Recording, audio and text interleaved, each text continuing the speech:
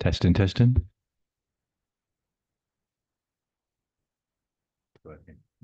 Mic on. Yeah.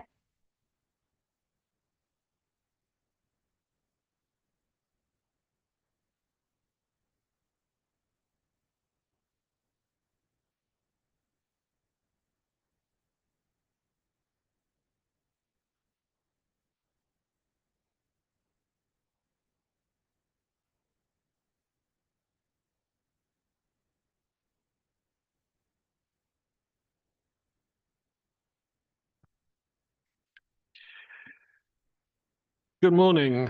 I would like to begin by welcoming members and officers and those members of the public and press who are watching the live stream of this meeting via the Council's website.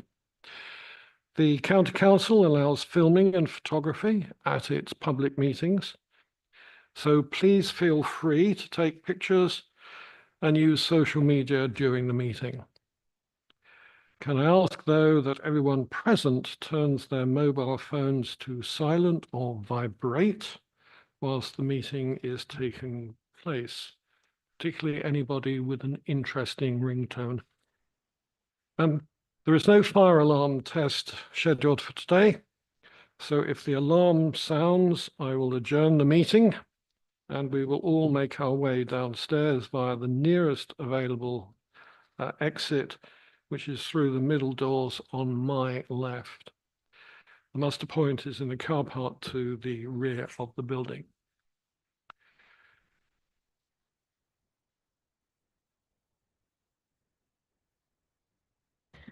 Apologies were received from Barry O'Sullivan and Councillor Simon King.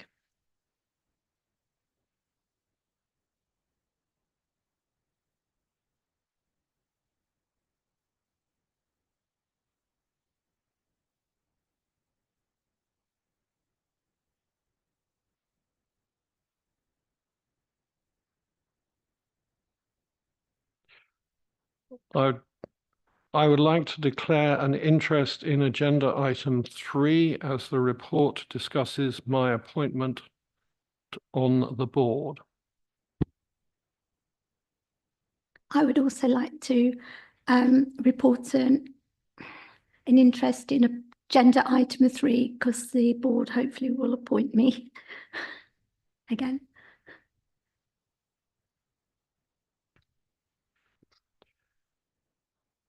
The first item is the public minutes of the meeting on the 28th of June as a correct record.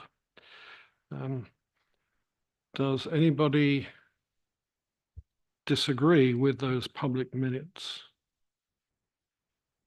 No. I see no objection, so we'll take that as carried unanimously.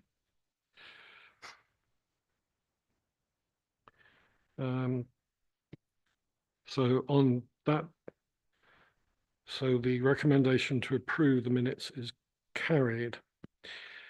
An updated action log has been included in the published papers for this meeting. Does anyone have any questions on the action log?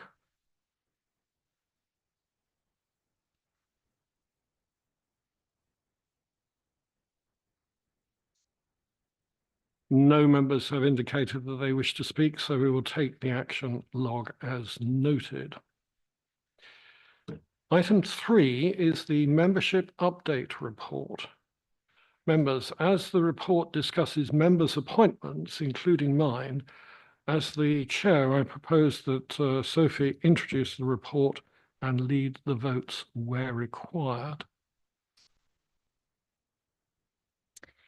Thank you. After I introduce the report, we will take the recommendations separately to allow Councillor Dennis King and Val Lim to take part in discussion and then vote on the other members' reappointment. Please can members wait until the relevant recommendations to ask those questions. So this report provides an update on board's membership. There are 3 recommendations. The first is to note the appointment of Dawn Graham as the new scheme member representative. At the previous meeting, members may remember that there was a recruitment update report, and since then a recruitment process has successfully been undertaken, and following interviews, Dawn Graham was selected the new scheme member representative. The second part of the report and the final two recommendations relate to the reappointment of two board members. As members know, training and knowledge is required to fully participate in the board's business, and reappointments help retain this knowledge while also maintaining stability for the board's membership. Please ask any questions related to specific reappointments with the following recommendations, as members will have to leave the room. I'm happy to answer any questions now regarding Dawn's appointment, as a scheme member representative.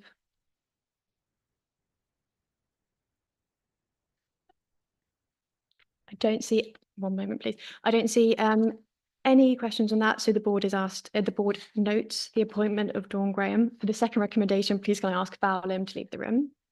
Thank you.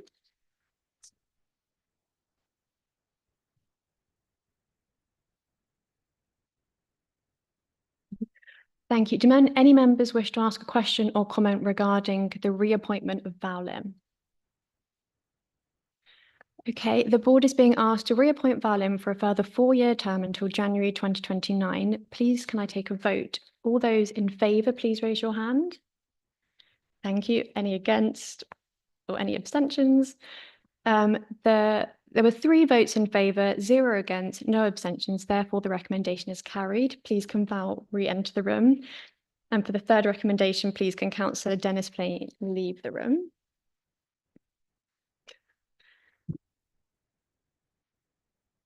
Thank you. Do any members wish to ask a question or make comment regarding the reappointment of Councillor Dennis Payne? No. We'll now move to the vote. The board is being asked to reappoint Councillor Dennis Payne for a further 4-year term until February 2029. Please can you raise your hands in favour? Thank you. Any against or abstentions? Thank you. There are 3 votes in favour, 0 against, no abstentions. Therefore, the recommendation is carried. Thank you.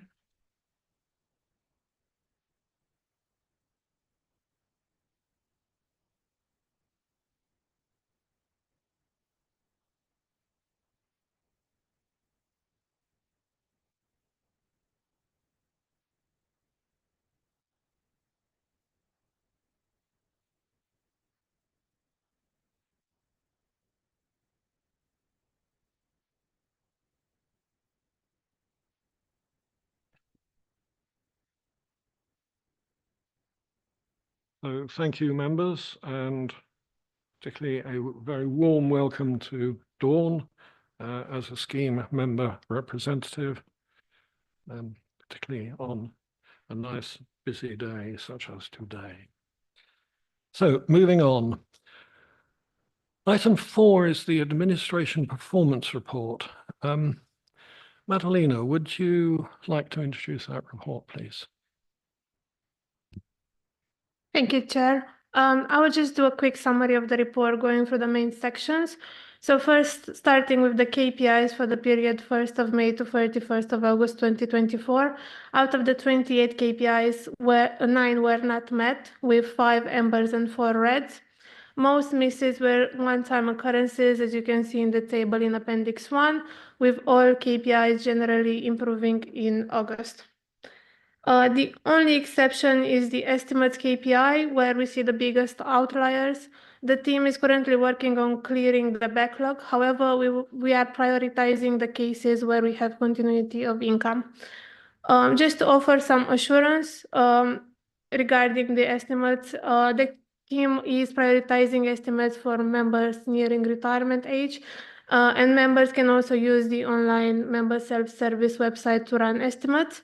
Also in this area, the delays are also due to bulk estimates required from employers, where estimates are needed for redundancy exercises. To mitigate the KPI misses, we added additional resources as agreed in the March business plan, 3 full-time and 1 part-time positions. Currently, 1 pension officer role remains vacant, and we're aiming to recruit in the near future. Regarding the pension officer, the training officer role, we hope that once that person is fully trained, they will help relieve pressure on the teams, because currently the training is delivered within each casework team. On another point regarding KPIs, we are currently reviewing our KPIs against the SIPFA annual report to ensure compliance. The purpose of this report was to look at a consistent and comparable reporting across the LGPS. The guidance sets out must, should, and may compliances. The KPI section of that report is a must. So we've started looking at what that means for our fund and how we can implement the changes. Just to highlight, we will definitely need to add a payment of refunds KPI, as that is a must requirement. We are aiming to bring the full suite of KPI to you in April and start reporting to ensure compliance for the next annual report. The next section is the development KPI section. First, I would like to apologize for an error in Appendix 2. The number of cases reported in the first row of the table are not correct. However, the percentages are correct. You will see in the table that we've also added some narrative to provide volumes. And in this area, we will start focusing on identifying any systemic issues with employers to improve the customer experience.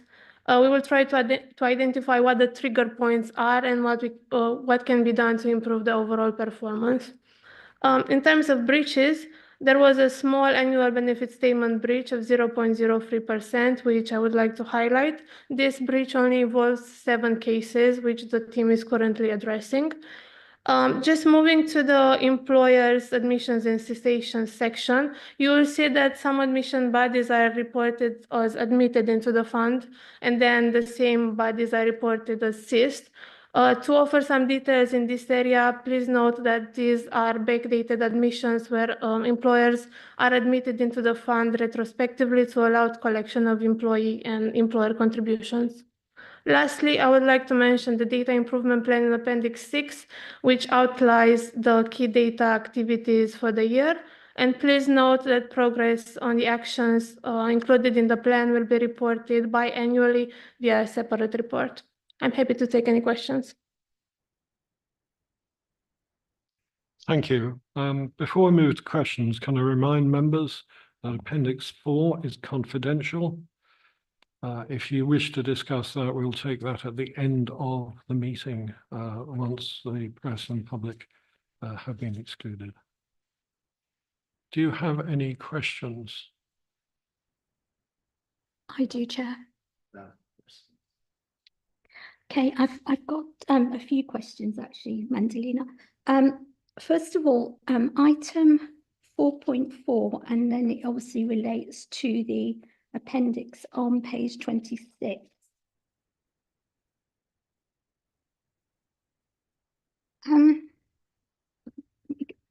Page 26. In respect of, you know, all these particular red rags, what I don't understand is, I see, say we take an example of May, there was 48 completed, 21 are within target, and 27 are over target.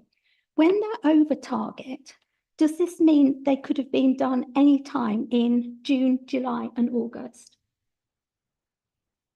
And I'm not really seeing what is the growth of sort of the backlog and how, you know, sort of how much is actually increasing, you know, sort of over the period of time. I'm on page 26 in respect of the 4 red ratings. Yeah, thank you.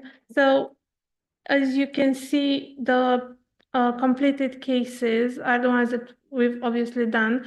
Within target are the ones that have been completed within 10 working days, and over target are the ones that have been completed in more than 10 days. Yes, if I can come in there as well. So I think what you're saying, Val, is the ones out of target, you've got no time scale of how far out of target those ones are. So yes, the over target ones will be out of the 10-day SLA.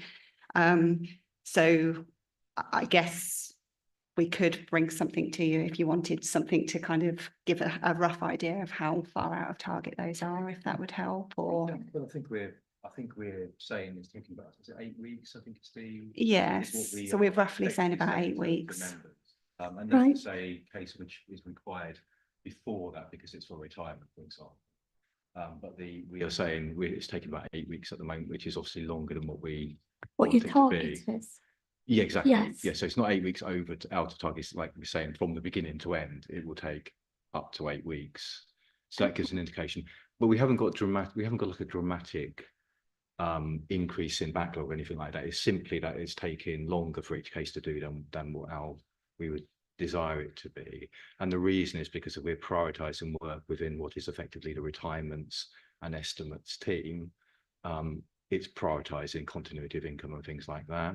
What we have got this month, because it's now November, and what has been one of the real pressure points is one of the team leaders went on maternity leave, and we tried to replace them by backfilling with a secondment.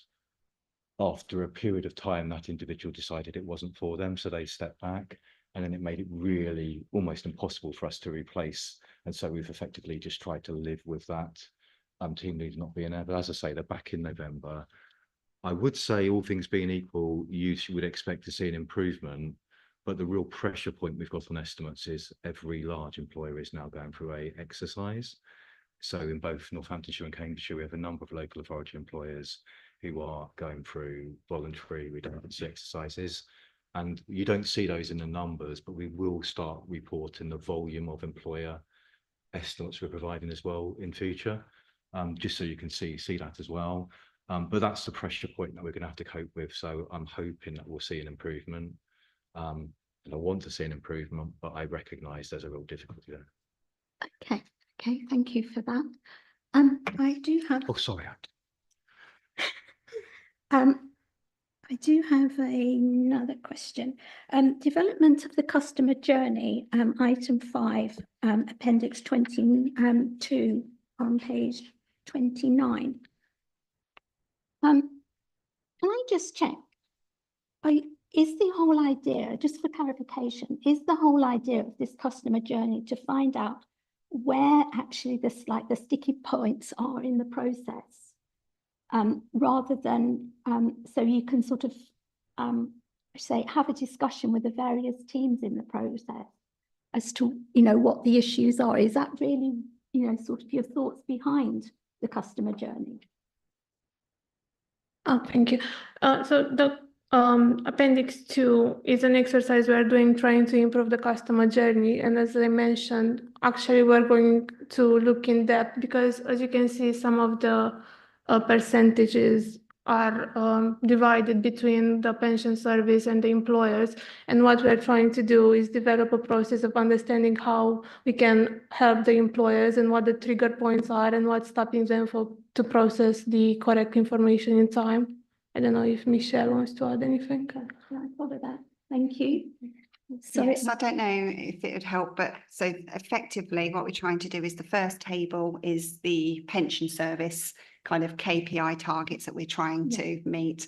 The second one, we are trying to look, as you rightly say, at particular points that we can actively be proactive in and try and establish if there's any systemic issues that are arising. Some of them are going to be easier than others because some of them are quite complex because there's multiple points within those. So the two that we've started to look at initially is joiners and leavers, because they have got a direct connection between us and the employer. So if we see any systemic issues with employers, the idea is that we can start to have those discussions with the employers early on, see if there's any issues that we can resolve, and then we'll look through the other ones to see if and how we can develop those ones as well. Thank you.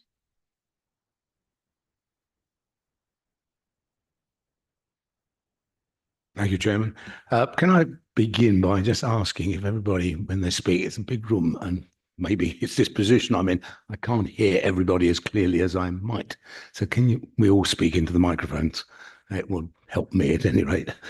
Apologies for that. Now, one question of clarification and another general point. My first question is on page 21, and it may be that Madeleine has explained this, but I didn't hear it. The joiners and leavers, and we've got a number of joiners and leavers who seem to have joined and left in the same period. And I just wonder what, you may have explained it before, but I didn't hear. How does that arise? Thank you. So sometimes it happens that an admitted body informs us that they should be in the scheme at a later time, and then because of the regulations, we must admit them into the fund to ensure that the contributions for members are collected and they get their benefits. That's why you can see that they're admitted and then they cease, because the admission actually happened in the past, but we need to admit them to collect the contributions. They're back in. Let's have a look at the specific cases. Sorry, I haven't got the page up now. Yeah, sorry, So- we can't refuse an admission of a certain type of body. So if a contractor, as long as they agree to sign up to the terms of the admission agreement, we can't refuse them. So even if we're informed a year after they actually started, we have to backdate that admission. And that's the reason why sometimes we're told about an admission as the contract is actually ending. And that's why you see the same name, both as a starter and leaver in the same report. Okay, that explains. I thought it was a little odd. A general question, really, but on the KPIs, in particular, the ones about providing quotes and estimates of pension benefits and so forth. I think where we've got a red flag, we can obviously get quite hung up about red flags. We're not performing. Clearly, there have been possible problems with staffing. I think you've mentioned that people have been ill. There's been an undue level of illness. Will some of these KPIs be redundant when we have the dashboard in place? Presumably, the idea is that people will be able to find out for themselves using the dashboard some of the information that is being provided or being asked for under these KPIs. So I just wonder whether we're looking at something that will disappear in the fullness of time, rather than getting really worried about where we have red flags at the moment. Yeah, I don't think the impact of dashboards will have an impact on these KPIs as such, but what I do think will have an impact is the SIPVA KPIs that we're currently reviewing. So effectively, SIPVA, in conjunction with the Scheme Advisory Board, as Madalena mentioned, have come up with a level playing field on KPIs so that everybody can report against on the LGPS KPIs consistently, so that they can get some feedback on that. What we have noticed, and we haven't finished that piece of work yet, but as a general point, they do seem to be a bit more relaxed than what we've set our KPIs at. There's also one that we need to add in as well. So I think you'll see these KPIs staying. I think some of the target dates may change to be in line with the industry standards. So that point will not make these redundant as such, but we'll see an alignment to the industry standards. So some of those might naturally look a bit better, because I suppose where we are at the minute, actually, some of them we've actually been quite hard on ourselves in that respect. So, but in terms of dashboards, that will kind of be reporting, and there's indeed a separate report, and I'm sure Mark will go into the detail, but different types of data that will be collecting and reporting on. Thank you for that. I do understand that. Can I just pick one of those KPIs that we might be worried about? Provide a maximum of one estimate of benefits to employees per year on request. Is that not something that they would be able to do for themselves under the dashboard? Or have I misunderstood what the dashboard is intending to do?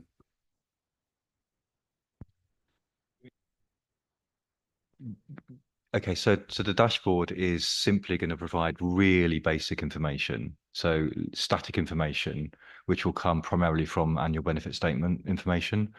Already members can come to us and use member self-service and get far more detailed information, and that will be provided by the dashboards, including the ability to model, for example, different commutation options. So different sort of like variations between lump sum and pension. So already members have the ability to get the information themselves. What dashboards will do, and this will save time later when I talk about dashboards, but what dashboards is doing is effectively getting all the information in one place for all the different pensions an individual has, and also enables them to very easily contact their schemes they may have lost contact with.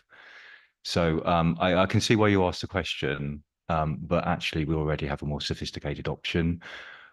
What we do say, and this is my final comment, is if a member wants absolutely accurate information, because with the best will in the world, self-service is using information sitting on the system. When we do an estimate ourselves, we obviously analyze the record, make sure it's 100% correct, and then provide an estimate. So we do say, if you are making financial planning decisions, where you actually, you just before retirement, for example, then do come to us for an estimate.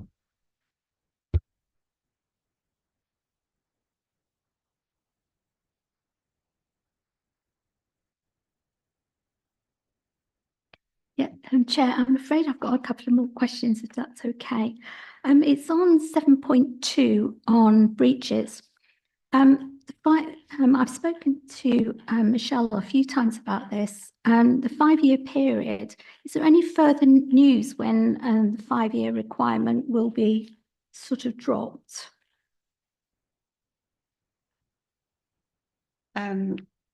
Well, yes and no. So the news is that no time soon is what we're hearing. It keeps coming up on agendas and keeps being asked at various local groups and that type of thing. But at the moment, we're told it's at the very earliest likely to be 2025, although we are obviously nearing that at the moment. But from what I understand, it's not top of the priority list. So I can't give you anything more definitive than that, I'm afraid. Okay, thank you for that. And then just one other point. In respect of the annual benefit statements not being issued, I believe there's just 7 outstanding out of the 26,818. I just wondered, have these sort of members been advised that their benefit statements are sort of already work in progress, or have they actually been finalised now? Yeah, thank you. I checked with the team, and most of the statements are created automatically, and those 7 that are outstanding will be managed manually, and they are looking into this. I'm not 100% sure. I will check whether the member has been informed. I don't have this information, but I'm happy to circle it after the meeting. Okay, thank you very much. I don't have any more questions. Thank you, Chair. Thank you, Val. I have one. You mentioned SIPFA KPIs. Any feel for when you may switch over to using those? So we are starting at looking at the SIPFA KPIs, and I think we are going to bring the suite of KPIs to use for review in January, and we'll start implementing them from April. Thank you. And can I just remind members that we are also going to be asked to note the data improvement plan that's located in Appendix 6. The one question I had on this one is whether we will actually get updates so that we can see progress against the figures that you have there. Yes, so the board will receive a biannual report regarding the progress on the data improvement plan. Thank you. Just ask, I don't know whether this question is to be treated as confidential, but it concerns the Appendix 5, Churchill Contract Services. Am I allowed to raise a question on that? Or it's actually a general question around the case rather than a specific one here. I understand that there was a surplus, in this particular case, there was quite a substantial one, looks to be a substantial surplus. And I understand the rule 64 to ZC. It obviously relates to the contribution that the employers have made to the scheme. It seems strange that it's wiped out all of the surplus.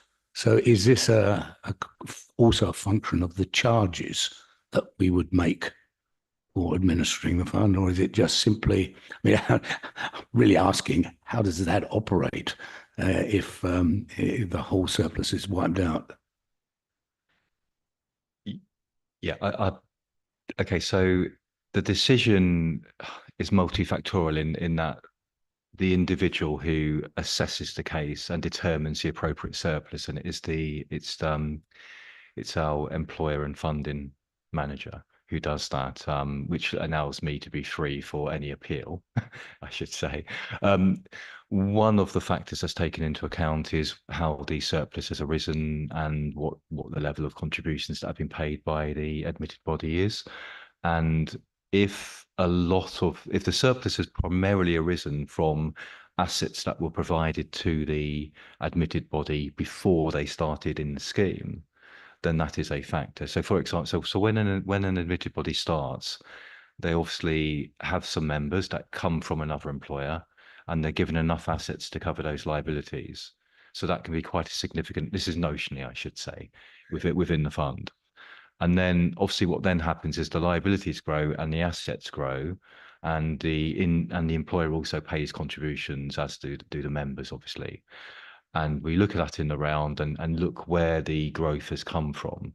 So has it come from the contributions paid by the employer, or has it come from what was just given to them on day one? And whilst that doesn't drive the entire decision, it is a factor in it. And that's why sometimes what you get is you can have an employer which is actually paying 0 contributions, and yet they still have a significant surplus. And it's because all of the growth has come from the legacy assets and against liabilities. Well, again, probably, I don't know if I can ask it. Is this challenged, or is this has been accepted? We've had informal discussions with different employers over time. We have had one formal challenge. I think it's a very difficult one for an employer to appeal, because ultimately the amount to be paid out is at the discretion of the administering authority, and so as long as we can evidence that we have taken an appropriate account of all factors, then it's a difficult one. But ultimately, it could go through to a stage 2 appeal and then to the Ombudsman.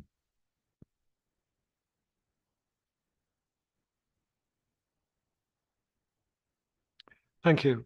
The board has been asked to note the administration performance report and note the data improvement plan, and that I believe we have done. Thank you. Can I move on then to item 5, the governance and compliance report? Can I ask you, Michelle, to present the report? Thank you. Yes, thank you. So this update, there's obviously a lot going on in the report, so I'll just mention the areas of particular interest or whether there's been any developments from when the report was published. There's also, for this time round, a separate report on pension dashboards. So obviously we normally talk about this in this report, but all the key detail of that will be a later agenda item for this meeting. I've changed the report round slightly this time to avoid having to caveat through the report following the general election. So I've started by referring to the reverting back of DLUC back to MHCLG, just so that the report flowed a bit better and it wasn't constant caveating the whole way through. So one of the main things I just wanted to touch on in the report was around McLeod and the issuing of the annual benefit statements. So this is under section 4.6 to 4.8. So really just to confirm that MHCLG laid the LGPS regulation on the 28th of August 2024. Regulations came into force on the 23rd of September and were backdated to the 1st of October 23. This change to the regulation meant that the fund was compliant for the 23-24 annual benefit statements, which were to be issued before the 31st of August. So obviously with the very tight scales there between the 28th of August to the 31st of August, we were kind of on tender hooks to report ourselves for a breach of the law there, but luckily we didn't have to do that. What I probably would just flag though is, although we're okay for 23-24, we need to be just a bit vigilant around 24-25 because obviously the requirements are in place for the annual benefit statements. So what I have done is I've linked that in as we get to a later agenda item with the code of practice report as well. So just something to be mindful of. The other thing I wanted to mention was about just really around obviously the appointment of this scheme employer representative. Obviously, we've welcomed Dawn today, but really just wanted to touch on how I personally feel how it was quite a successful exercise this time. So I think probably the wider coverage of going out to as many individuals as possible, utilising our employers in the fund as well, and using the pension regulator EDI template, I think have probably all contributed to that. So I just wanted to touch on, I think that's obviously a very successful way, setting a path going forward as well, if and when we need to do that again. Just a mention on skills and knowledge. So we've just got one member with a minimum of 12 months that's yet to complete the online training. So we'll obviously keep an eye on this and encourage that to be done as soon as possible. And also linked to training. Hopefully everybody would have seen this survey link that was sent round about the online training platform. So the intention with that is when we start to look at the training strategy for review, we'll obviously tie in that feedback as well and see what the comments there are and whether we want to indeed either carry on with that platform or whether we want to feed anything back to see if there's any improvements that can be made there. And the last thing really just to touch on is just to draw your attention to the policy and strategy review section in the report. Under 11.2 are the ones that have been completed in the period. And obviously the anti-fraud and corruption policy is also an agenda item. And under 11.3, the ones that are upcoming to be reviewed in the short term. Apart from that, I think that's probably just the key details from that report, but happy to take any questions. Thank you, Michelle. Are there any questions?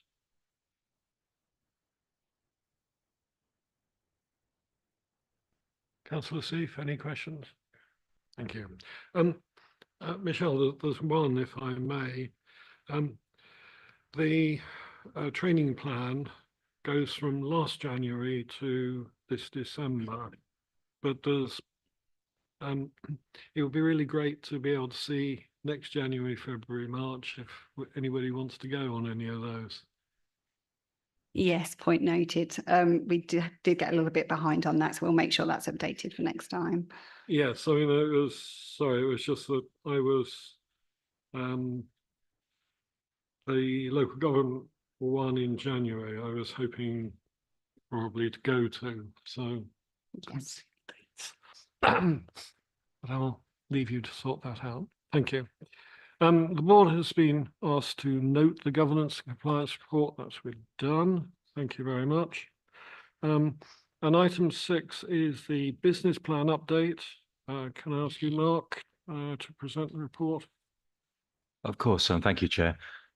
I'll concentrate on the RAG status of the business plan activities, so section 3.1. So for Dawn's benefit, this is the paper whereby we look at what we're doing beyond the business as usual. So these are sort of what we would probably class as projects in the main. In terms of any updates, so the very first one, mortality screening, we've actually changed our the approach we're going to use. So we're going to use a direct award for UK mortality and address tracing. This is following some further guidance actually from procurement and legal. We're going to use the framework as it says in the paper, but it's a far more efficient way of actually dealing with that procurement. Particularly bear in mind the value of it isn't huge relative to some of our other procurements we undertake. We've obviously got the McLeod remedy at Amber. I think this is the project which I have the most concerns about. Not, and that's not a local comment. This is a national comment more than anything. So this is the age discrimination remedy where we're trying to rectify records where in the past they weren't able to have an underpin because of the individual's age, but now they can. We're not expecting it to change that many benefits that we've paid out to date at all. It's just the administration overhead of actually looking to see whether anything is payable. What's happened is we obviously had incredibly late guidance. We've actually got some more technical guidance just before our last monthly McLeod meeting. We've actually got some further technical guidance this week. We're aware of certain benefits that we're not now going to be able to finalise because the factors won't be available, I should say our calculation on our system is not going to be sorted perhaps for a number of years actually. It's incredibly technical, and so what I think is we will do what we can do within the timeframes we originally expected, but I think now it's fair to say that certain things will slip, and so therefore what we'll be doing at the next time this comes is just reprofiling some of the activity. So the headlines are, I think, on this is we have updated our systems with all the information internally that we can possibly do. We'll be going out to the membership. Probably it could well be 10 to 20,000 communications for this fund alone, to see whether the members have any further public sector pension scheme membership or indeed local government membership that isn't reflected on their individual record. Because what that will do is potentially bring new members in scope of the remedy, i.e. if they've got continuous service going back within the remedy period. That was one of the things that changed when the previous guidance came out quite late at the beginning of the year. It changed the way that unaggregated membership was treated. So we've got that going on, but concurrently with that, this month I expect us to actually start the remediation on the records, and that will flow through to the midpoint of next year. So we're going to be concurrently undertaking some manual remedy of records and also going up to the membership to see if more are brought into scope. If they're brought into scope, we will just effectively loop through again and deal with those cases. So that's the shape of that project. And the only other one I wanted to particularly mention was the Hayward Engage, the self-service portal. And that's because we've been given an end of life notice of our current member self-service solution for January 26. And so we're going to have to effectively reprofile that particular activity to make sure we've got the new solution in place by well before January 26. It's a very, very short project. The issue is that the current, what I think I've already mentioned this before, but what happened is the new solution, rather than using a identifier, a account name, it uses an email address. And because we have two funds we administer on the same platform, it currently would require two separate personal email addresses. And we're slightly uncomfortable with that because I think we have about 1,000 members who have crossover between the two funds. So Hayward are looking to see whether there's a solution to that particular dilemma. But come what may, we're going to have to obviously launch a new solution to replace the old just before January 26. So those are my updates, I think, on that. I'm happy to take any questions on that or any of the other activities.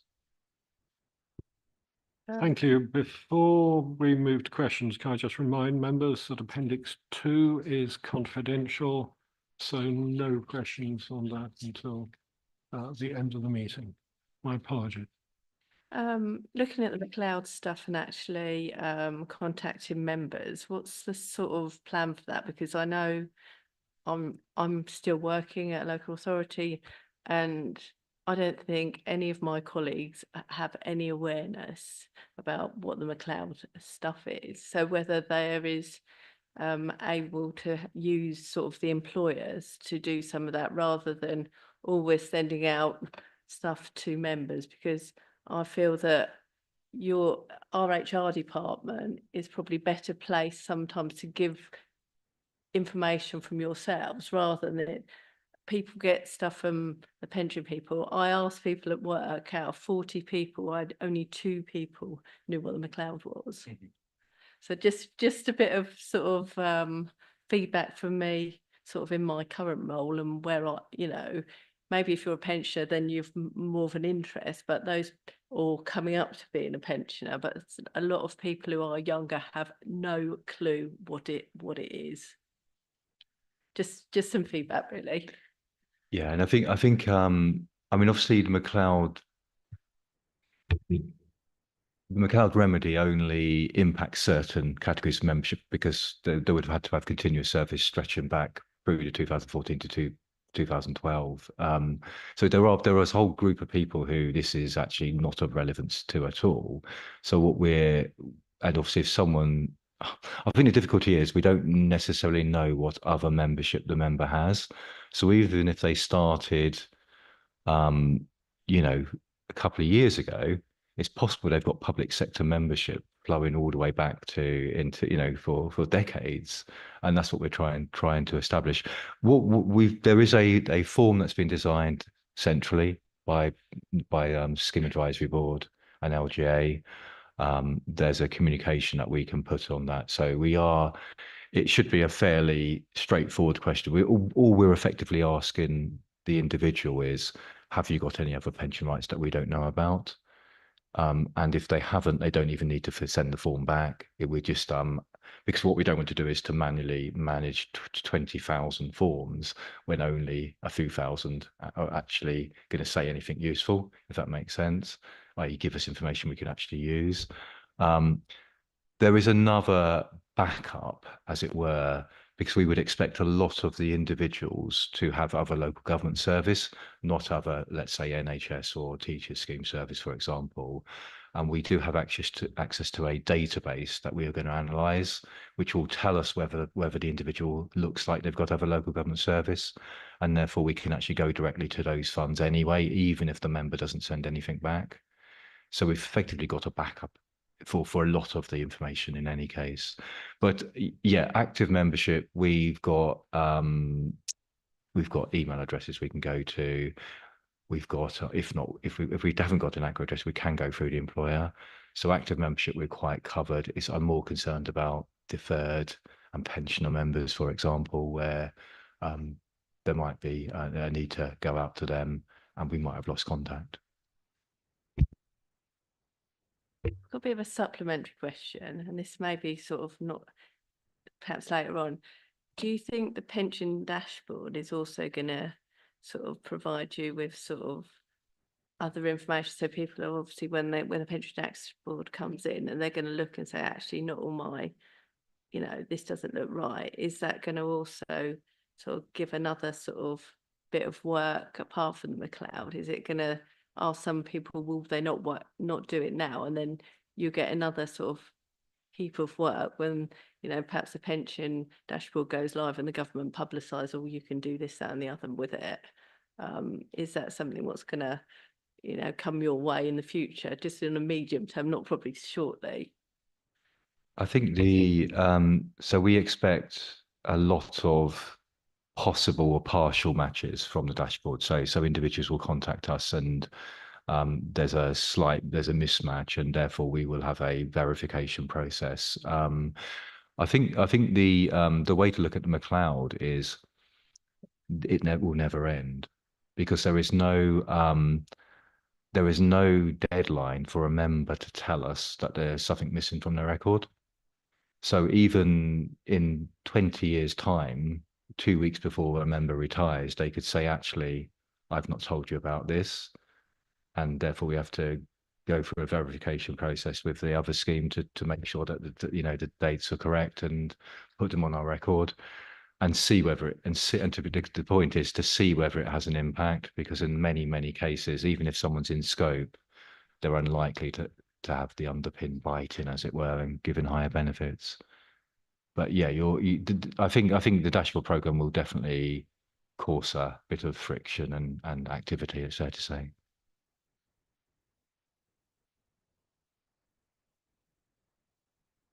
Chair, I would like to ask some questions about cyber security. I realise I can't do it now. Can we note it for the confidential section? Thank you. I think I have just one question, which is, this is a phenomenally heavy project load. Are you confident it's all going to happen? So I have confidence, particularly on the dashboard program. That seems a fairly straightforward project. I think there are uncertainties, it's fair to say. I think the McLeod is a really difficult one, as I've said, and we'll just have to reprofile it and do the best we can. The undecided levers, we've obviously got so we were actually where we are. Well, we were where we are as reported here a number of months back, and what we had a huge volume of cases at an end of the year, 6 months before, and some of those flowed through into the backlog, and then we've actually worked to get them back down again. So it's been a lumpy journey on those, but they're moving in the right direction. But I think you're right to challenge that. I think it's unprecedented in terms of the amount of activity, but every fund in the country is the same. Every fund has the same difficulty getting skilled people into the team. We'll look very closely about whether we've got the right resource for next year. But I think what we had a whole day strategic management team meeting a couple of weeks back, where we actually looked at what efficiencies can we put in to effectively do more with what we've got. And so we have looked at things like tolerances, touch points, trusting information from employers more. And so I am hoping that that will lead to an increase in the speed at which we deal with BAU, basically. And I suppose the corollary question is, are the suppliers up to it as well? If all pension funds are having this amount of work to do, that's going to put a load on the suppliers.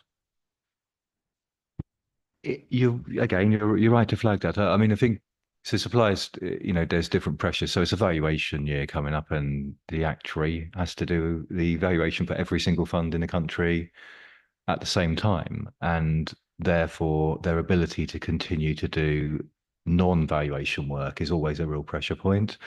The software supplier is obviously, we use the largest one in the country for our GPS administration, and they are going to be connecting to the dashboard for everybody at the same time. However, there is a comfort, I think, in using the largest suppliers, because if you do run into an issue, then every single fund pretty much will be running into the same issue at the same time, and so therefore you don't have that issue in isolation. But we deliberately chose our suppliers because we think they're the best in each category, as it were. Can I ask a question, please? Yes, of course. Okay, item 4.32, which really follows on what the chair was saying, is to do with the processing of undecided leaver records. I just wondered how realistic to reducing the backlog of 2,500 in 25-26 and the same in 26-27, considering I know it's 1,000 this year, but the fact is in the first 6 months we've only sort of cleared 350. That times 2 for a year would be 700. So it's likely the target probably won't be met. I just wonder how realistic are some of the other figures, sort of to reduce the backlog. So I think my comment I just made around efficiency was particularly targeted at BAU.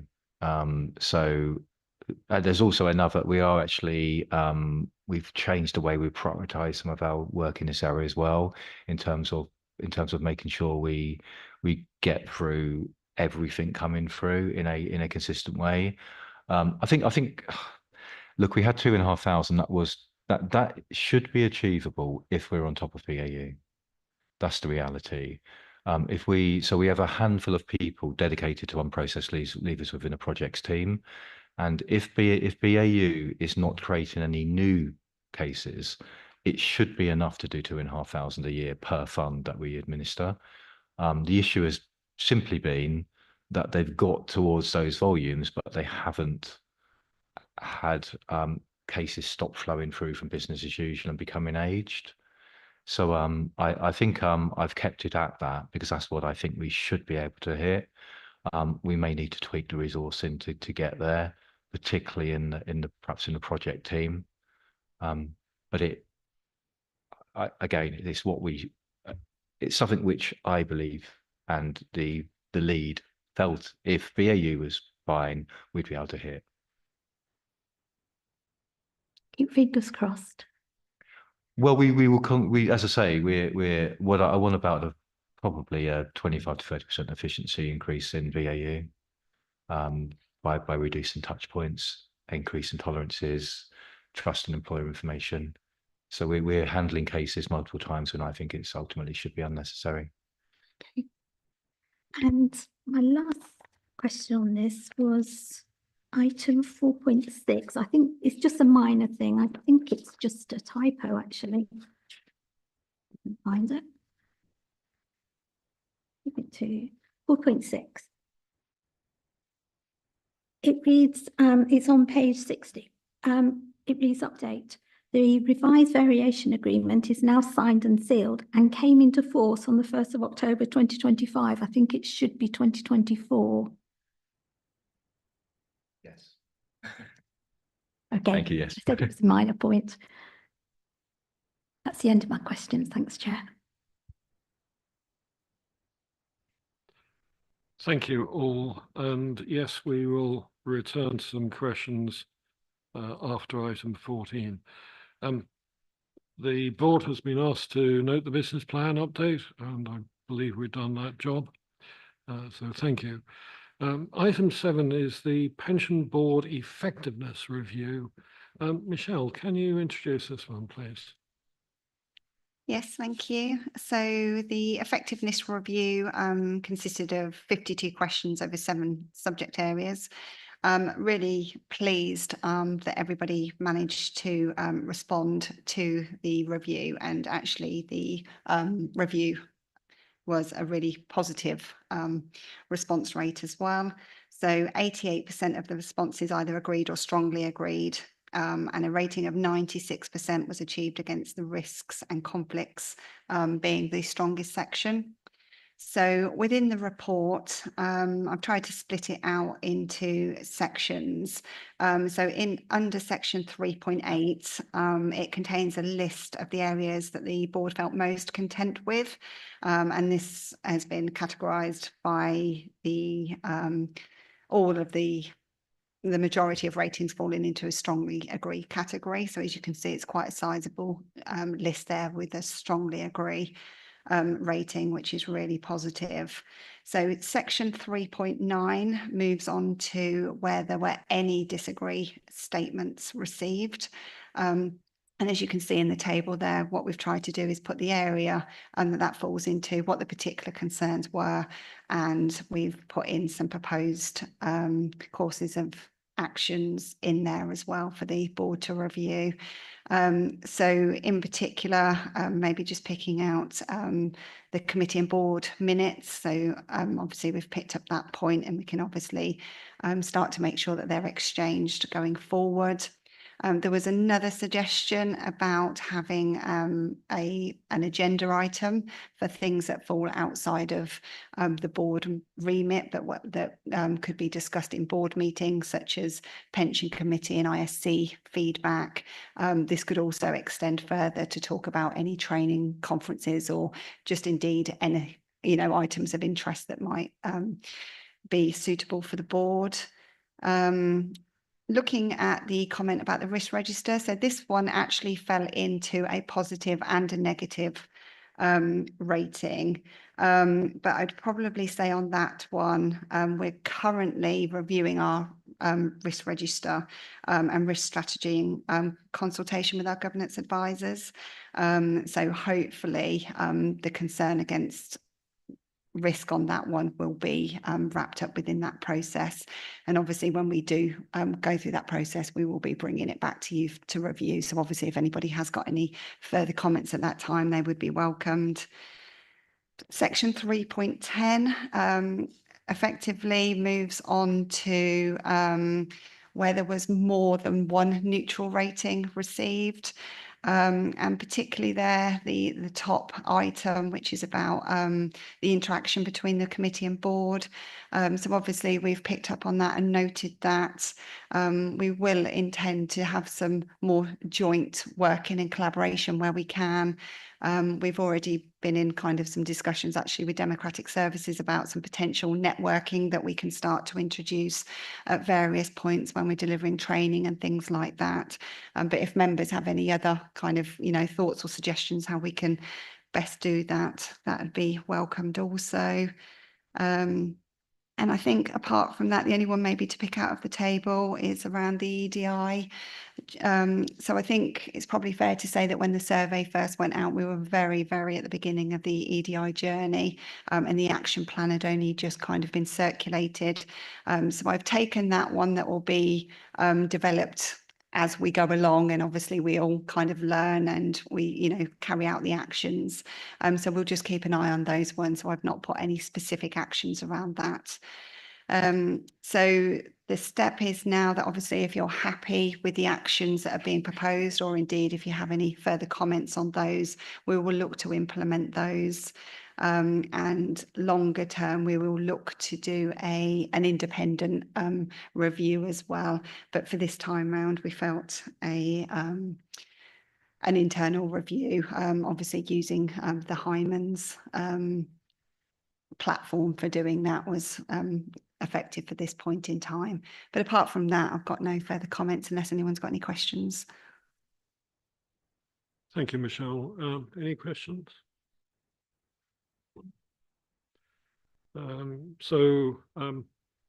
We're being asked to note the feedback and also approve the course of actions as identified in paragraphs 3.9 and 3.10. I'm taking that. I do approve. Yes. Approve. Yep. So that's done. Thank you very much. Item 8 is the audit plan. Mark, I believe this one is over to you. I understood it was Ben, sorry, on screen. He was online, yes. Yeah, there we go. Hi, hopefully you can all hear me okay. Over to you, Ben. Yeah, thank you very much, Dennis. Can you hear me okay? Yes, Yeah. we can, Ben, yes. Yeah, great, thank you. I mean, I'll let the report stand for itself, really, because it's almost a sort of after the audit has taken place. So this is KPMG's plan for the audit for the 23-24 financial accounts, and really they outline areas that they see of perceived risk, which they want to look at in more detail in particular. So I'll start with those. There's no surprises. They're what we see every year, really. So override of management controls is one thing. So this is where they might want to see, as an example, they'd look at a transaction listing. If they see any names on there they wouldn't expect to be carrying out a duty such as posting to the ledger, they would look at that, and that would possibly be an override of one of our management controls. So that's one thing they would look into. Another key thing for them is the valuations that we put in, where we might need to use estimates if we've done that in line with SIPFA guidance and best practice, really. So the one in particular that they are concerned around is level 3 valuations. So these are those that are harder to value. So level 1 would be things like cash. We know what that value is because of the bank. Equities, we know what those are because they're valued daily. But things like the Cambridge and Counties Bank that we have, private equity, property, those aren't valued as regularly, and there's a lot more subjective views in those valuations. So obviously that is a key area for them to look at how we've done that in the accounts. Cambridge and Counties Bank does actually have an external valuation done by Grant Thornton, and that is usually met quite well. And again, I am talking with the gift of hindsight here. I know how the audit's gone, but I'll come to that in a minute. Materiality is probably the next big section in this. So the materiality they've set on the financial statements is 42.3 million. We're obviously talking about big numbers with the fund value being around sort of the 4 billion mark. Anything over 2.1 million will be reported as a material misstatement. Sorry about noise in the background. Officers work hard to avoid any material or immaterial misstatement, so they're seeing no issues here. But to come back to the audit itself, we do have the gift of hindsight that we know how the audit has gone. We don't expect to see any material or non-material items on the audit finding report, which is being finalised at the moment. One final point I'll make is on the fees. You'll see those are at 87,000. Those are set centrally by the PSAA, that's the public sector audit appointees, in a similar way to the Audit Commission used to do before they were disbanded, and that's set sort of centrally and agreed with the local authority as well. I wasn't going to add anything more to that, but happy to take any questions. Sorry, one last thing to add. It has also been presented to the Pension Committee and the Audit Committee to give you extra assurance, and the auditor from KPMG presented the report themselves at both of those committees. Thank you. Thank you, Ben. So just checking, I mean, the audit is, the process is complete. They just haven't written up the report as yet.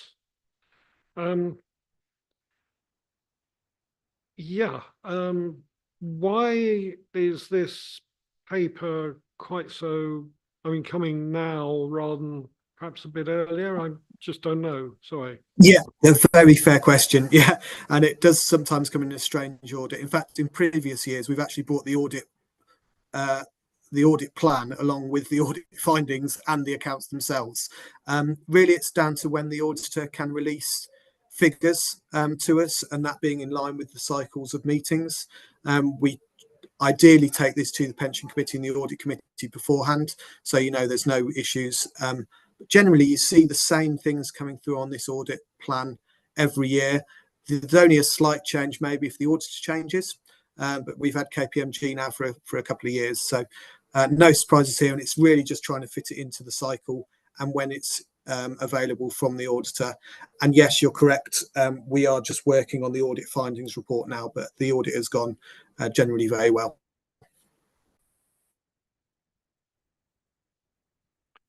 Thank you. Members, do you have any questions in light of the fact that it's almost finished? We do have a question. Hello, Ben. You're talking about the audit report, and actually it's a work in progress at the moment. Can you tell us when we're expected to see it? Will it be at our January meeting or when? Can't hear you, Ben. Sorry about that. Put mute on again. Yeah, we are taking the final accounts and hopefully the auditor's finding reports to Pension Committee and Audit Committee in December. So yeah, should be with you in January, I would hope. But certainly we're at the final stages now, thankfully. Okay, and will anybody from KPMG be on the meeting in case we have some questions, or is it just for us to read? I will double check. Generally, they don't always support the local pension board for meetings, but their main remit is to the audit committee. So on the annual report and the statement of accounts, the statement of accounts is the responsibility of the audit committee. The annual report is the responsibility of the pension committee. And then obviously we for the extra assurance, we bring all of the accounts and the audit work to yourselves.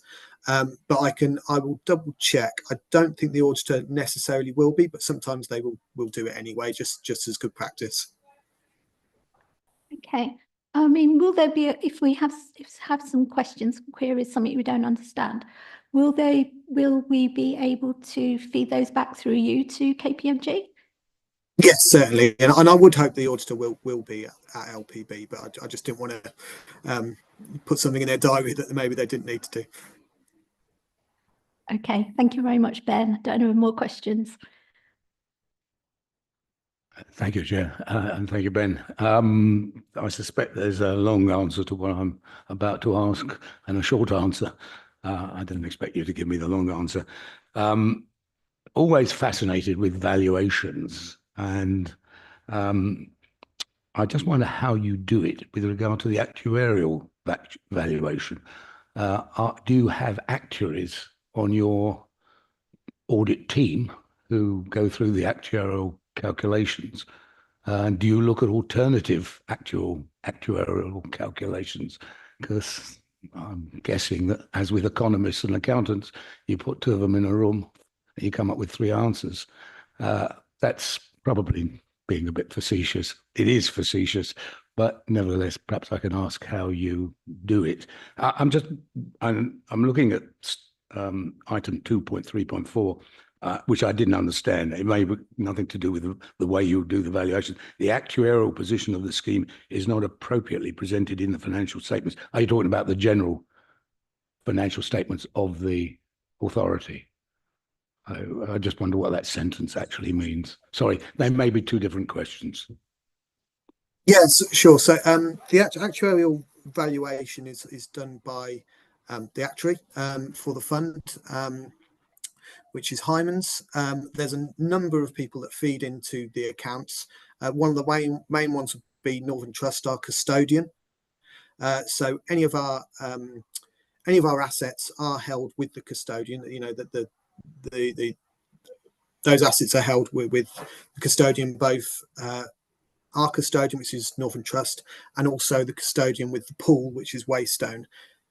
There's a number of third parties here and partners that feed into these accounts, and we are simply taking these valuations from them and plugging them into the accounts. There's a lot of, dare I say it, smoke and mirrors with how actuaries do their valuations. As you pointed out, they look at 100 different permutations and sort of narrow them down to what would be a likely one.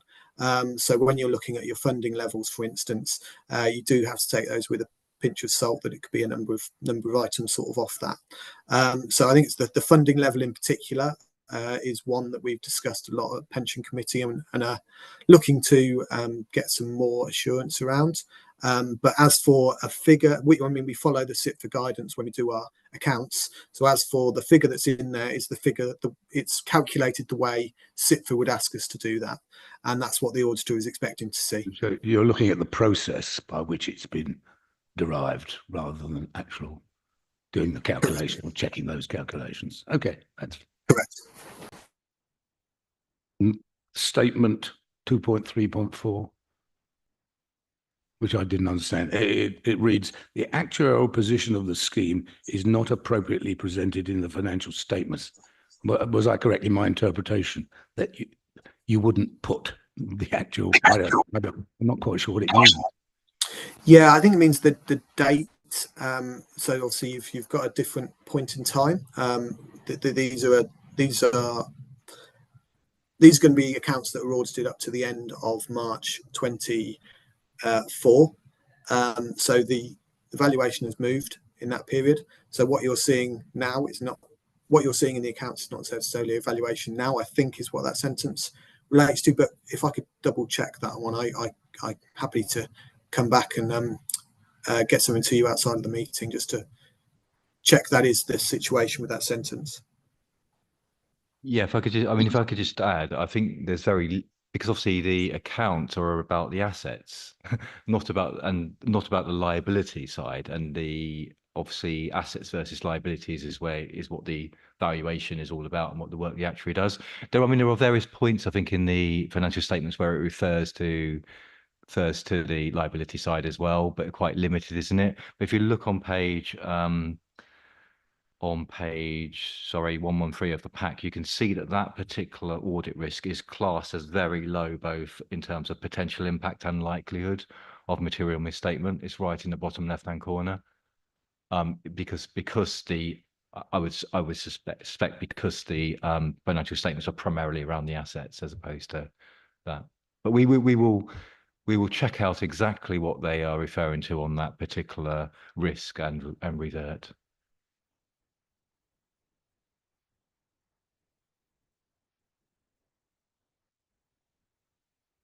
Thank you. I believe we have noted the report with some charges, and we look forward to seeing the results in January.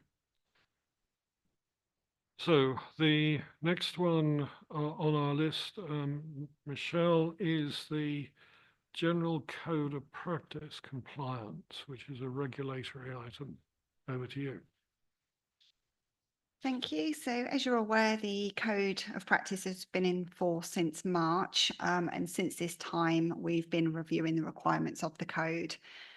This has led to us making a decision effectively to split the code review into 3 sections, just because of the number of requirements and the amount of time to make sure that we actually do a really good piece of work and make it as robust as possible. So what we've effectively got here is the stage 1, where we've obviously prioritised the regulatory modules against the code.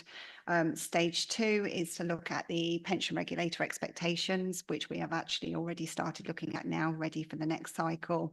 And then finally, stage 3 will be to look at the best practice modules. So in essence, section 3.2 of the report provides a summary of the overall compliance against the modules that relate directly to the LGPS. And as you can see, looking quite a strong picture in terms of the ones that have been fully met, with just a couple that have moved into partially compliant. So if you move to section 3.4, we've picked up those 2 elements separately and the associated actions related to that. So the first one was quite a simple one to rectify. We'd already put in place a conflicts of interest policy in preparation for this, as we knew this was going to be a requirement. The bit that we probably hadn't picked up on is the fact that that also had to be published. So we've now completed that one. With the second item, a little bit more involved. So this is where we have processes in place to identify leavers who are entitled to either to a refund or cash transfer sum, but currently don't have the reporting mechanism to be able to report on that particular one. So we're developing the KPI processing around that to be able to report on that. So in the comments there, this will also tie in to the SIPVA and Scheme Advisory Board annual report guidance as well. So effectively what we'll see is a new KPI going in on refunds for the payment of refunds. And this one will be a supplementary one on the notify part for that. So that's obviously in development at the moment and due to be completed in December. We had Hymans Robertson independently review our responses just to make sure that we weren't either being too biased or too hard on ourselves. And we believe that this is a true reflection of where we are. There were a couple of additional items that were brought up as part of the review that wouldn't necessarily change the rating, but would be good for more best practice in this area. So one was to consider an independent assessment of the internal dispute resolution procedure. So we'll look into that and feed something back on that point.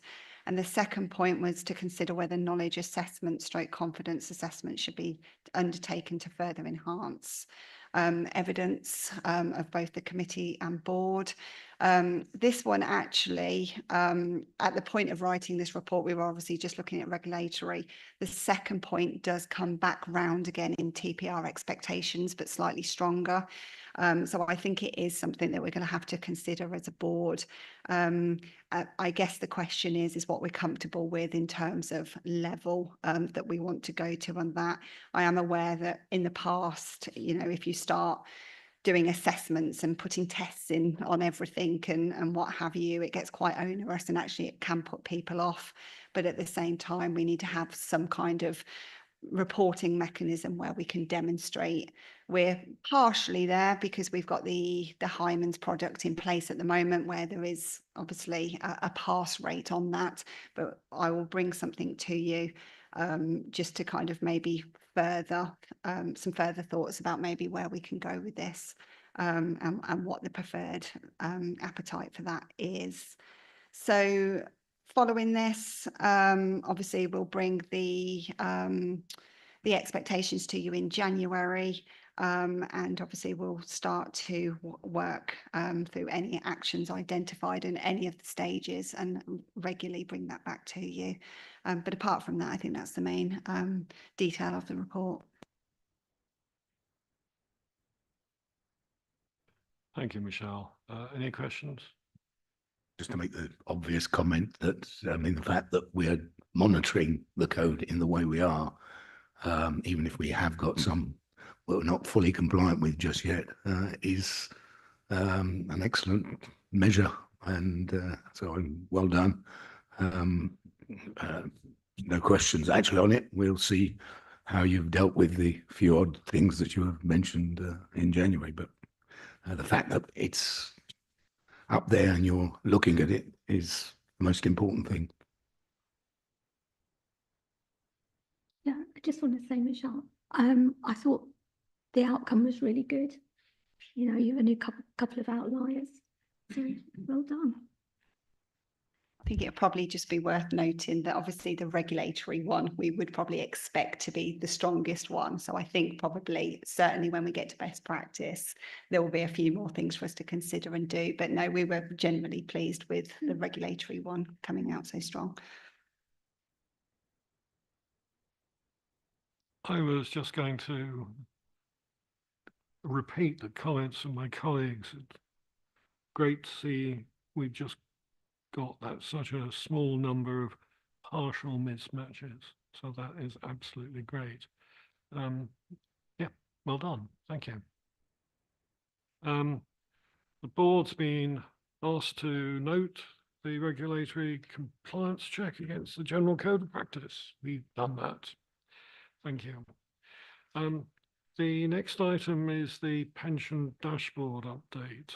Mark, I think you threw some elements of that in earlier. Over to you for the rest of it.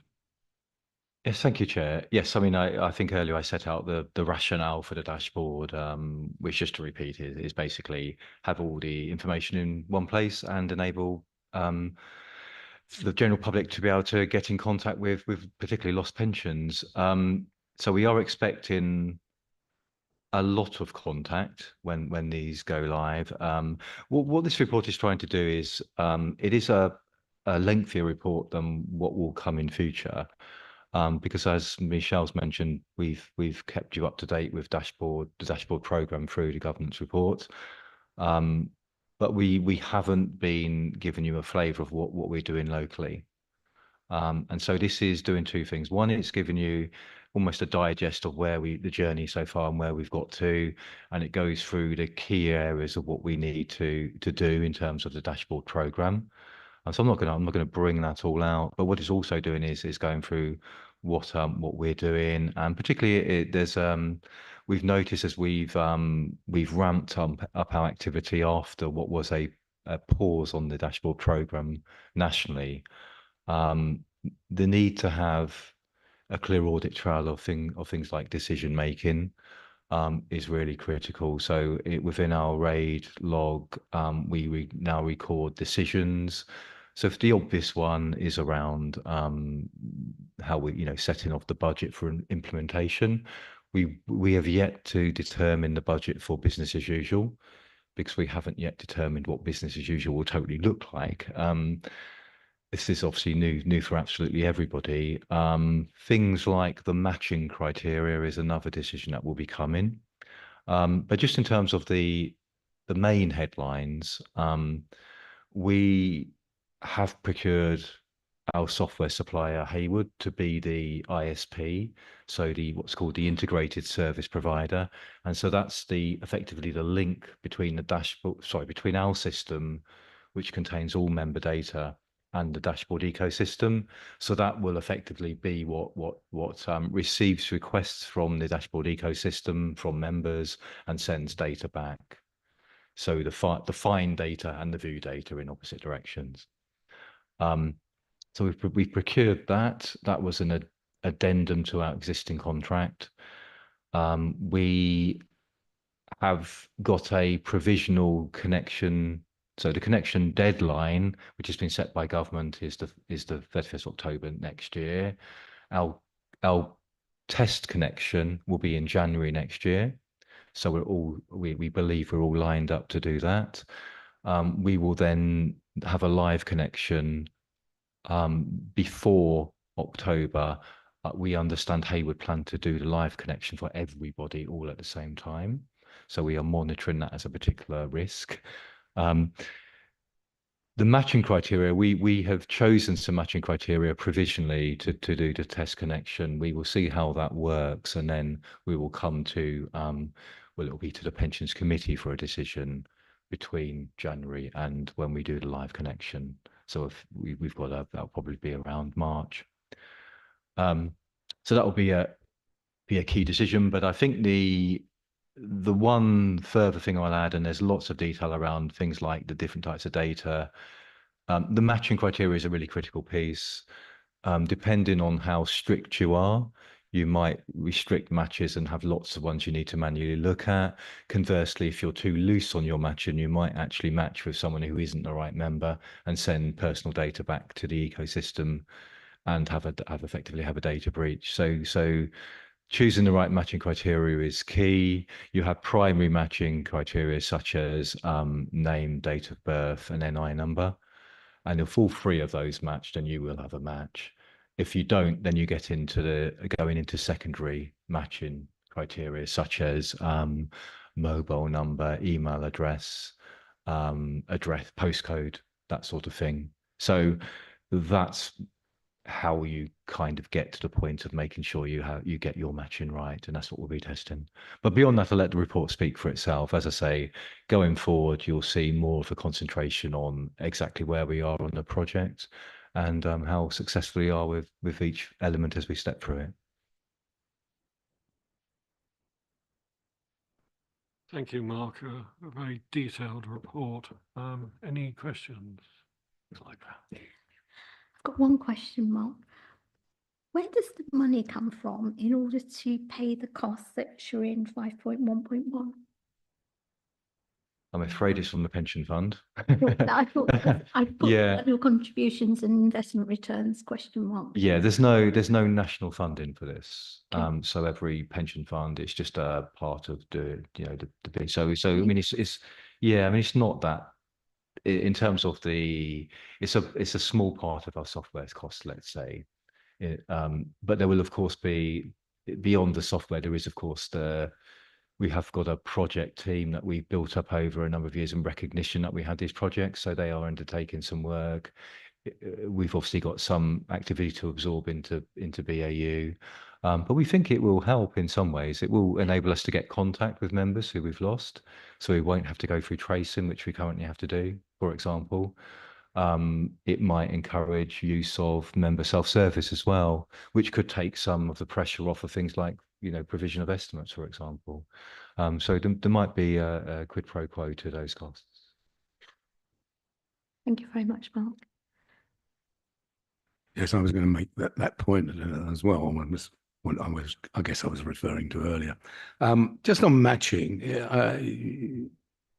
let me understand it. Presumably there's a standard system. These guys are not just providing to this pension fund, but they're providing to other pension funds, or is this their only contract, as it were, to provide the dashboard.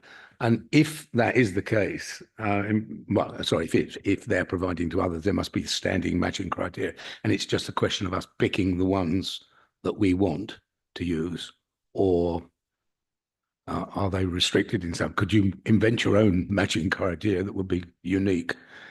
Would it be worthwhile doing that?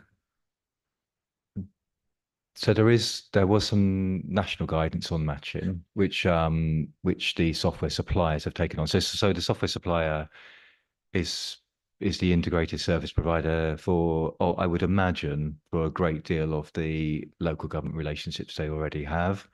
They are the largest software supplier to the local government space. I think there's one other who has quite a lot of funds now. So there's 3 software suppliers in space. The third one has very limited number. But they also will be the ISP for private schemes as well.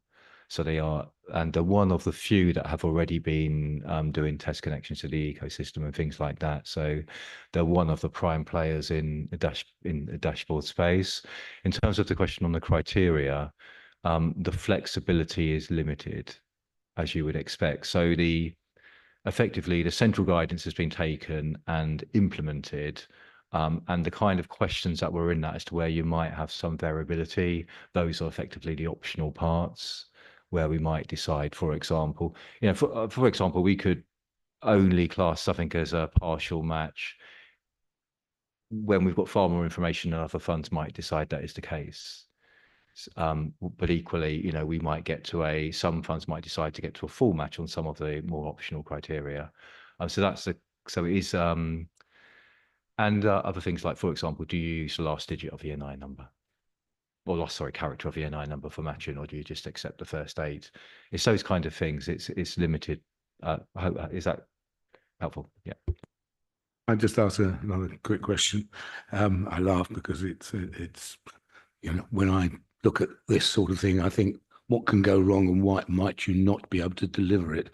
The system, the dashboard system, will actually not hold any data, will it? I mean, so that we're not constrained by holding vast chunks of data. It's the pension funds exist. I mean, we hold data for the pension fund, but where they're looking for their information, it's pulled in from other sources as well.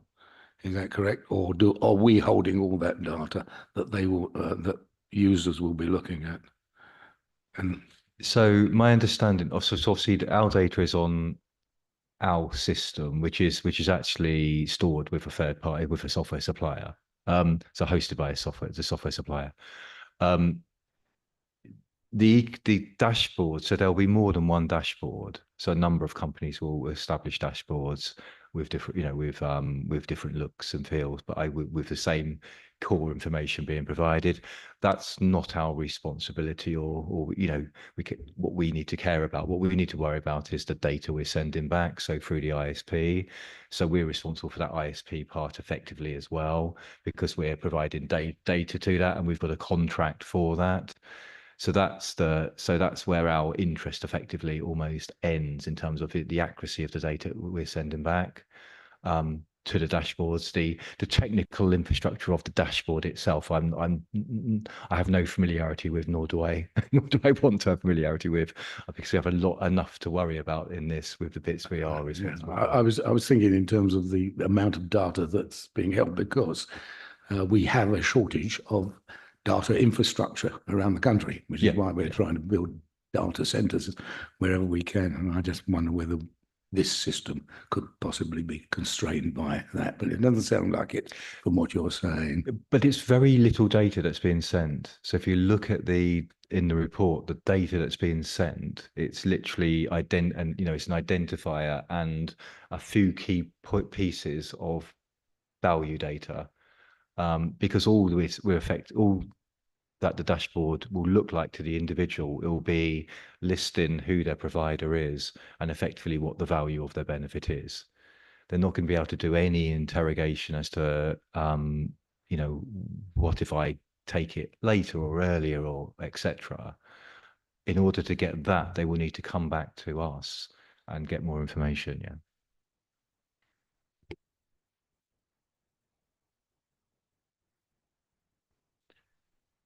My question about the overall project is not whether it will work, but actually what is the risk of somebody getting access to information they shouldn't have.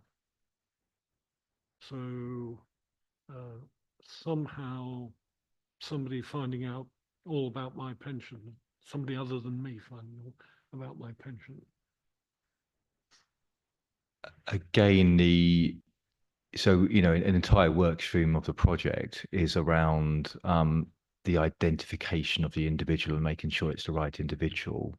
But that's done by the dashboard ecosystem itself. So we're not responsible for that. If they send, but what we are responsible, to be clear, is they will send back identifying information, you know, and if that matches to what we hold, then we will treat it as a match. But we are assuming that when they go into the dashboard ecosystem, they are representing themselves correctly. But that's the responsibility of the dashboard ecosystem, effectively, the identification piece and how they identify themselves.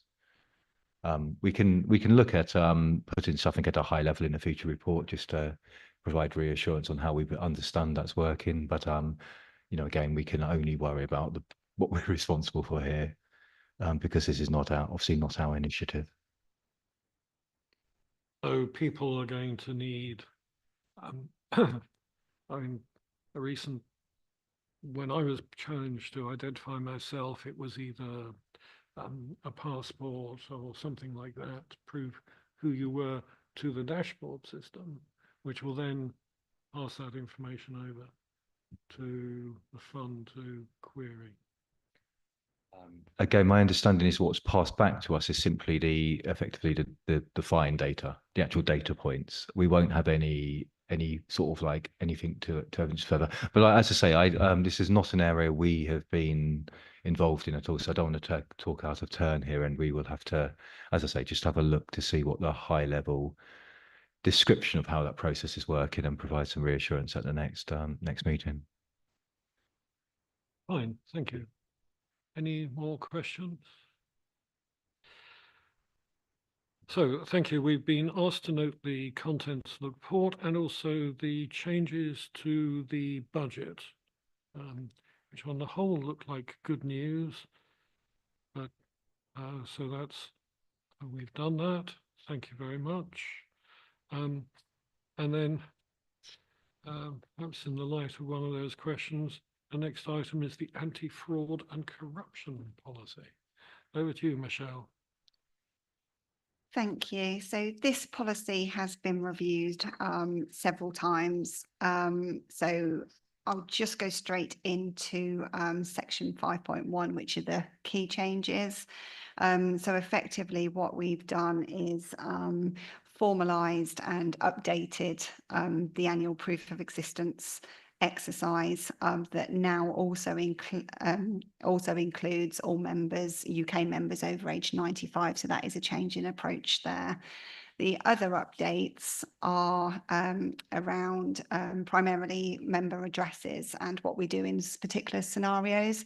So these are processes that we had in place for the majority of them anyway, but we wanted to formalise them. And we've also introduced a process for any members that have no fixed abode as well.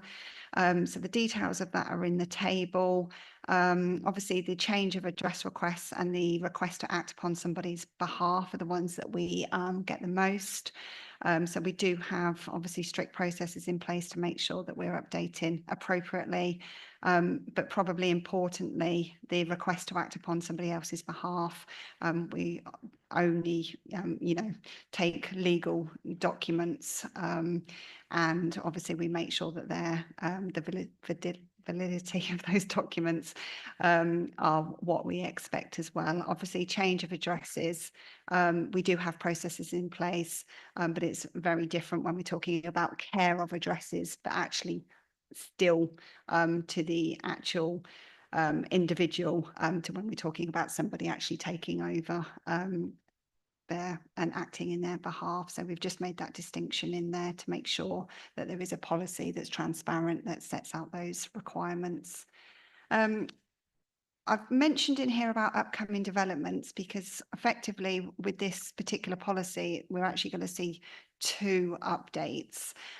What we didn't want to do is hold off on the things that we wanted to get in place now while we're waiting for other things to happen. As you'll see in the development section, we've added some things there that are going on at the moment. So as you're already aware through the business plan, we're already looking at procurement for UK overseas for UK address and mortality screening.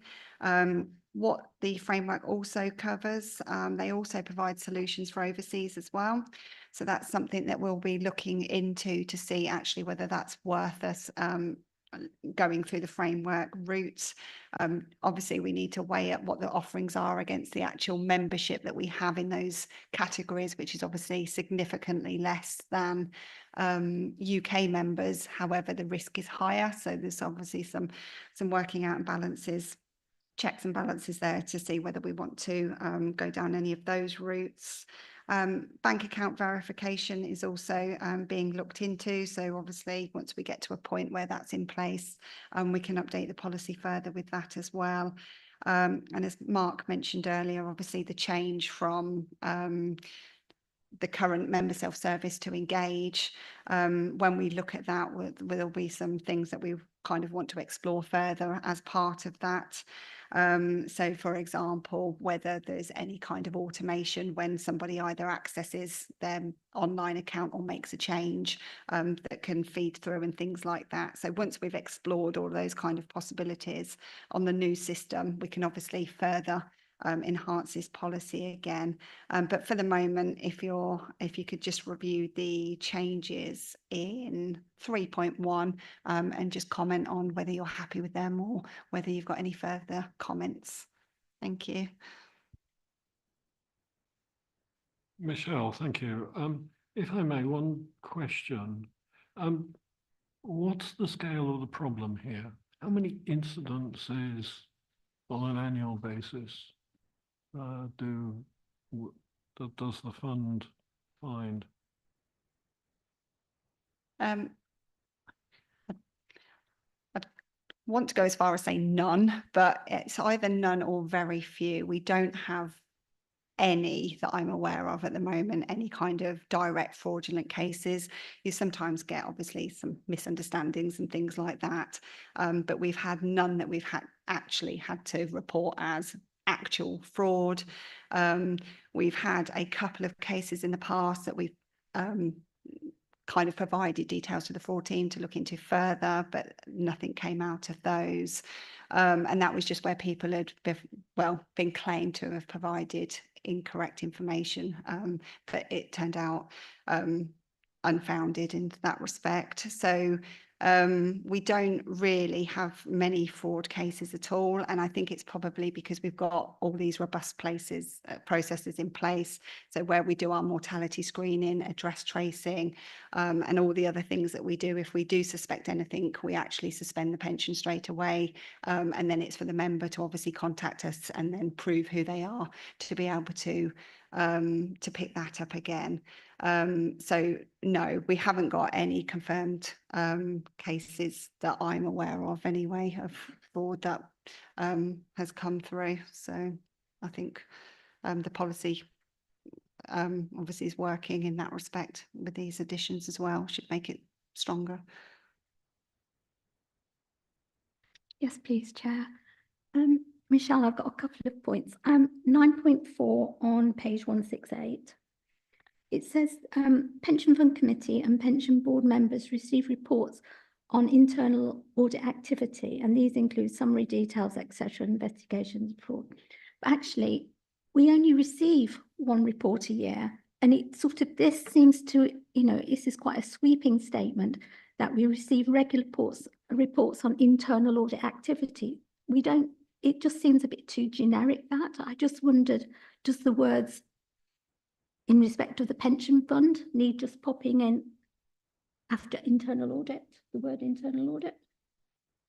Just to sort of clarify what the reports are rather than the whole of the internal audit activity. Yeah, point noted, thank you.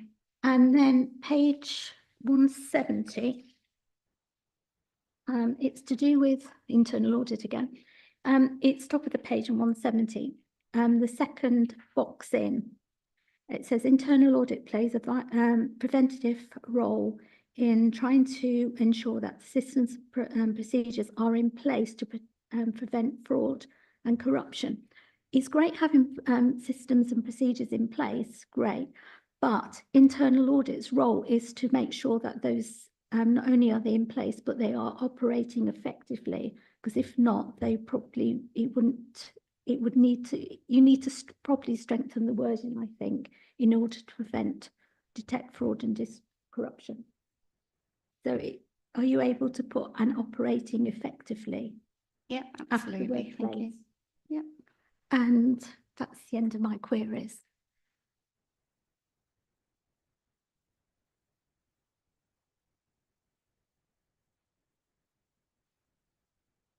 So we've been asked to review it, review the pension fund anti-fraud and corruption policy. And we've done that. And I think as far as I can see, we've approved the changes you're proposing. So thank you very much, all.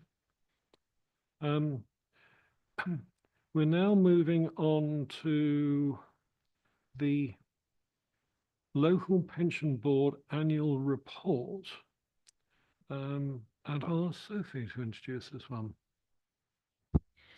Thank you. The appendix of the report is the annual report of the work of the board over the previous year. This will be taken to full council in December alongside the Pension Fund Committee annual report and the Audit and Accounts annual report. The board is asked to recommend that full council notes the contents of this.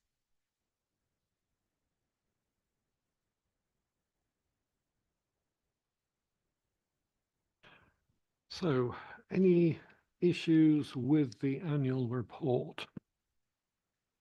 Okay. Thank you, Chair. It's probably an fault of my lot to recommend this to the full council or to be the one who presents it. Leastways I was last year, and I didn't know I was going to do it before it happened. My colleague Simon sorry, I forgot his name, handed it back to me.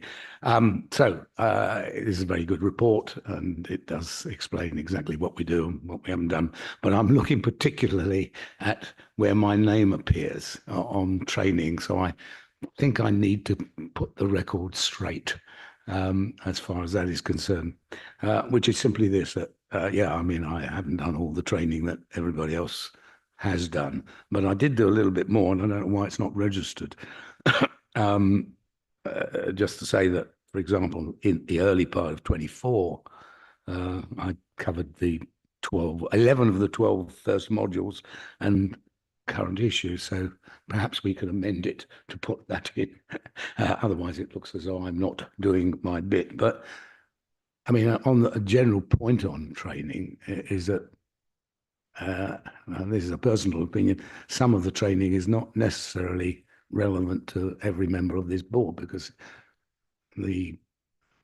what you need to be aware of, I think, as a member of the pension committee is not necessarily exactly the same thing as we need. We're not involved in those sorts of decisions.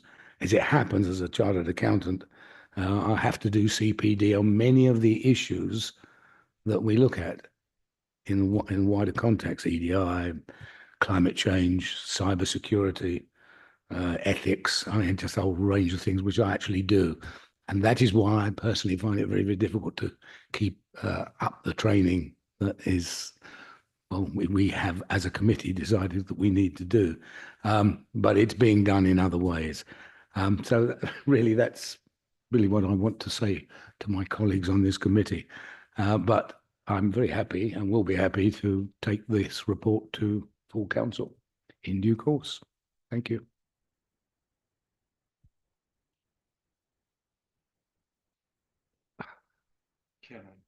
Yes, of course, Mark. Yeah, I mean, my view is that training you described, because I for professional reasons, I have to do the same.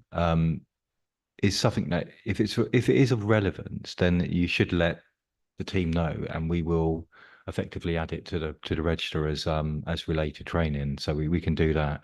I mean, my personal view here, and this has been, I think the last time this was raised, the view of the board was that they were happy with the status quo, is that having such a lengthy list of training that goes back many, many, many years, a lot of that training will no longer be of relevance because it will have been superseded by more recent training. So I mean, personally, my view is that the list of training should reflect the last few years, to be honest, and we should clearly state that that's what it's doing, and then you don't have this huge differential between individuals who have been on the board for a decade versus those who have recently joined as well.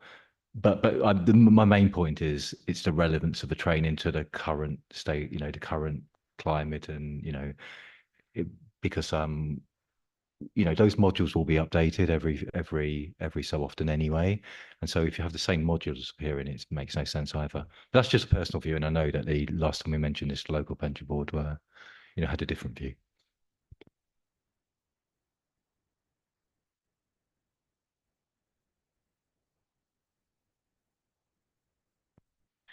Got it now. Thank you very much, Chair. I have got just a couple of small queries. Really on page 198 to do with the work programme. The November 24, this particular meeting obviously has KPMG plan, the admissions body and scheme employers, and it's just a wording thing, and it wasn't really in here. Anyway, it should be a bulk transfer policy, not a bolt transfer policy. There's no risk strategy, there's no cyber strategy.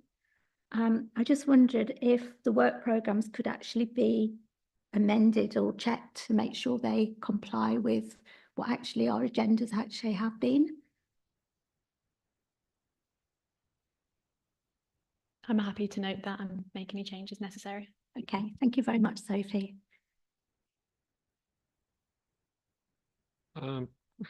Can I just say I am with Mark that I am less than convinced that what I did in 2017, as an example, that, well, perhaps I'm not even sure I could recollect what I did and its relevance. I mean, the what I will do, whatever, is keep up to date with the training that is now organised. But yeah, I mean, I'm sorry, 28th of February 2017. No, I don't remember that. Whether it's probably too late to adjust that for this time round, but I do think we ought to plan to do it for next year. Going to suggest, Chair, that perhaps we could, each of us, revise the list and submit it to you. The report can be changed and can be changed before it goes to full council. I mean, I can add my relevant training, and probably about 3 or 4 items. But there probably would be value in, if anybody's going to look at it at all, there would be more valuable in focusing on the most recent and current issues. If I may, I think something like the last three complete years, for example, would be sensible. Remember, this report is 31st of March 24. So anything you've done after that is not relevant to this, but anything you did before that would be relevant. And then you would just put a line at the very top of the table just to say this is a training bit undertaken within whatever period you want it to be. I think you could literally do that in seconds, really, because you're just taking the top of the table off. Yeah, I'd be happy to feedback all comments to the report author. On that basis, are we happy to recommend that full council note the contents of the report? Yeah. And Jeffrey, you will, since you will be proposing it, I hope you'll be happy to do so. Thank you very much. Right. So moving on, then the next item is the agenda plan.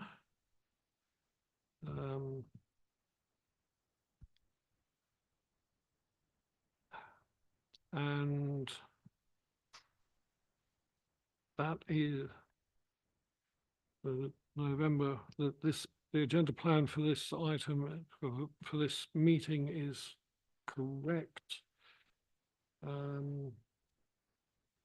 Going forward, we will continue to look at pension dashboards as well as some of the other regular work. Any comments on the agenda plan? There's just one point. I think we're likely to get the KPMG audit report in January. Good point. I'm also expecting the internal audit to appear at some time. I have seen I have seen the internal audit report, but it's effectively the both funds combined version. So they are just separating it out, but it won't change effectively the opinion or obviously what the management actions are.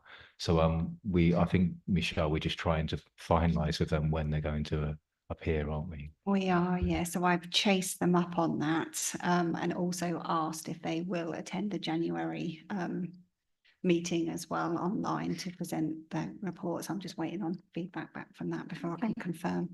Am I right in thinking it was Cambridgeshire internal audit team were doing this one, or is it still West? It was. So the idea was that they were going to switch between authorities each year.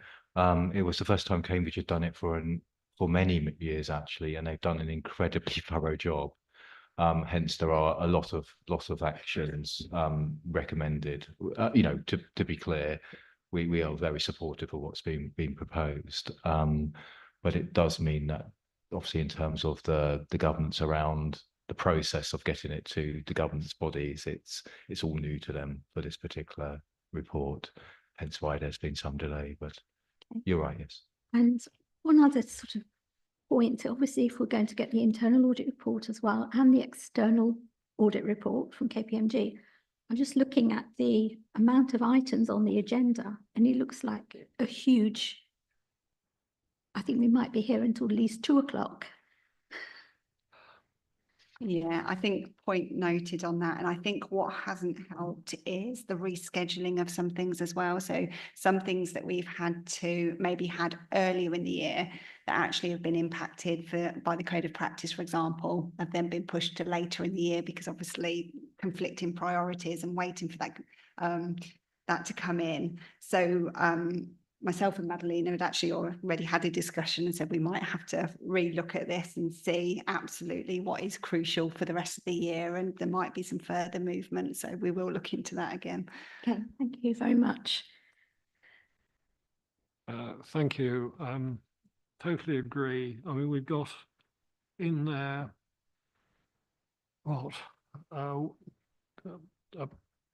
three pre-scrutiny